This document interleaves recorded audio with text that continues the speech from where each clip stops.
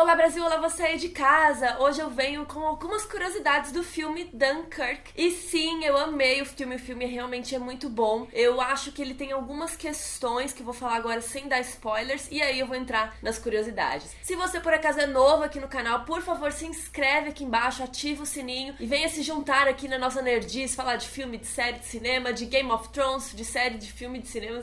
A história de Dunkirk se passa durante a Segunda Guerra Mundial, quando a Alemanha dá uma cercada nos exércitos franceses e britânicos. E ali na praia de Dunkirk, a galera tem que evacuar, tem que fugir, não tem mais o que fazer, e é mais ou menos sobre isso a história do filme. Uma coisa que é interessante, mas que me incomodou um pouco sobre esse filme, é que ele não tem uma grande linha narrativa. Ele conta a história de várias pessoas ao mesmo tempo fazendo coisas diferentes, e nenhum deles é o personagem principal. E isso me incomoda um pouco, porque a gente não liga muito pra eles. É claro que tem vários momentos emocionantes e você fica preocupado com as pessoas, mas em geral, eu acho que se ele tivesse pelo menos uma história um pouco mais importante que as outras, a gente ia ligar mais, a gente ia ficar mais chateado quando as coisas acontecessem ou não. Então esse filme traz vários pontos de vista. Ele tem o ponto de vista da galera da aeronáutica, da galera da marinha, né, que tá ali no mar e tal, e também da galera do exército. Então isso eu acho muito interessante. A gente tem muitas coisas acontecendo ao mesmo tempo, e também a gente tem alguns civis, que eu quase esqueço de falar, que estão tentando chegar lá pra ajudar também. Isso eu acho muito legal, mas ao mesmo tempo eu senti falta de ter alguém, sabe, pra torcer, mesmo que não dissesse o nome do personagem, porque o Nolan não se preocupa nesse filme em contar passado de ninguém. É mais ou menos assim, a gente tá na guerra agora e tá acontecendo isso, como faz pra sobreviver? E não importa muito quem você era, qual o seu nome, não tem muita fala o filme, então é um filme pouco convencional que a galera tá amando muito e eu realmente gostei, eu só senti falta disso que eu comentei. E vamos às curiosidades. Começo contando aqui pra vocês que esse é o primeiro filme de guerra do Christopher Nolan, além de ser também o primeiro filme dele baseado em fatos. Os outros filmes deles todos foram baseados em alguma coisa, ou em algum quadrinho, ou em algum romance, ou uma adaptação. E também é o terceiro filme escrito pelo Nolan inteirinho, sozinho. Os outros dois foram Following e Inception. E tem outra coisa interessante, que esse é o filme mais curto do Nolan, com 106 minutos, que ele gosta de fazer filme mais comprido, e dessa vez não sei porquê, esse filme é mais curto, talvez por causa dessa coisa de não ter um personagem que a gente tem que contar uma grande história. São vários trechinhos de história, e aí talvez seja por isso que o filme ficou um pouquinho mais curto. E o Tom Hardy tá em Dunkirk, é a terceira vez que ele trabalha com o Christopher Nolan. Ele já tinha trabalhado em Inception e no The Dark Knight Rises. E por algum motivo esse também é o terceiro filme que o Tom Hardy fica a maior parte do filme com uma máscara na cara. Ele já fez isso também em Mad Max e no The Dark Knight Rises. Uma coisa legal que o Nolan contou é que ele se inspirou muito nos filmes mudos, principalmente para fazer as cenas que tem muita gente envolvida, porque esse filme não tem muito diálogo, então ele ficou assistindo vários filmes antigos para tentar se inspirar, para ver como que eles contavam aquela história sem usar as falas, né? Que imagem ele coloca aqui? Como que ele edita isso? Então eu achei super interessante que ele disse que se inspirou nisso. E quando o Christopher Nolan tava fazendo a pesquisa para esse filme, ele descobriu que os soldados ali de Dunkirk eram muito inexperientes, eles estavam muito jovens, eles não eram aquela galera da batalha que já esteve em várias batalhas, sabe? Então foi por isso que o Nolan resolveu selecionar alguns atores que não eram conhecidos, que não eram tão experientes, para fazer esse paralelo aí com a história real. E foi nessas aí que ele acabou selecionando o Harry Styles, que era do One Direction. E o Nolan ainda comparou esse casting do Harry Styles como o casting do Coringa com o Heath Ledger. Ele falou que muitas pessoas subestimavam o Heath Ledger e aí ficaram surpreendidas com a atuação dele, e ele acha que o Harry Styles é a mesma coisa, que ele é um puta ator que tava ali escondido dentro do cantor de One Direction. E o Nolan não gosta só de fazer pesquisa, ele gosta de ver um negócio na vida real. Ele pegou um barco, foi com a esposa dele e um amigo fazer o trajeto da Inglaterra até Dunkirk num barquinho, porque tem umas pessoas no filme que fazem isso, e eles levaram 19 horas de barco por causa do mau tempo e das ondas e tudo mais. Então ele realmente queria ver como era essa experiência, e não só essa, mas ele também andou no avião que chama Spitfire, porque ele também queria sentir como é ser um soldado que tá ali trancado no avião sozinho, né? Outra coisa relacionada a esse avião que é bem engraçado é que tem uma sequência que ele filma em IMAX de um avião caindo no mar, e aí ele colocou uma câmera no avião pra ficar filmando o ator, assim, e aí quando ele caísse na água, a câmera ia ficar ali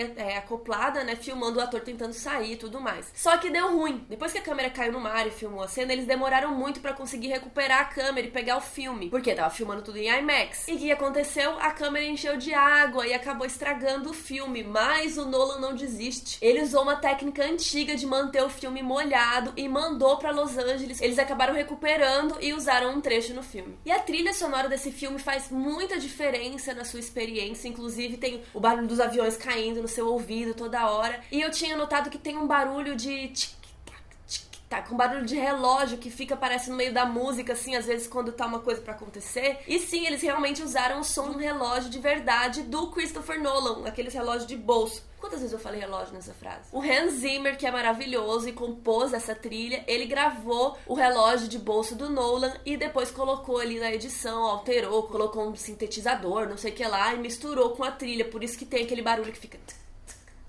E quando o filme foi lançado, eles fizeram uma premiere em Londres e eles chamaram alguns veteranos de Dunkirk, que hoje estão em torno dos seus 90 anos. E eles falaram que gostaram muito do filme, que acharam fiel. E eles falaram que a trilha sonora do Nolan e os bombardeios do filme são muito mais altos, estão mais altos do que aconteceu realmente na vida real. E o Nolan ficou meio de cara, ele falou, ops. E outra curiosidade que eu achei bem curiosa é que o John Nolan, tio do Christopher Nolan, atua como um senhorzinho cego mais pro final do filme, que eu não quero dar spoiler, mas eu achei muito legal que ele participa de vários filmes do Nolan fazendo umas pontas. Então essas foram as curiosidades de Dunkirk. Coloquem aí nos comentários qual foi a curiosidade mais curiosa, o que vocês acharam do filme. E é isso, um beijo.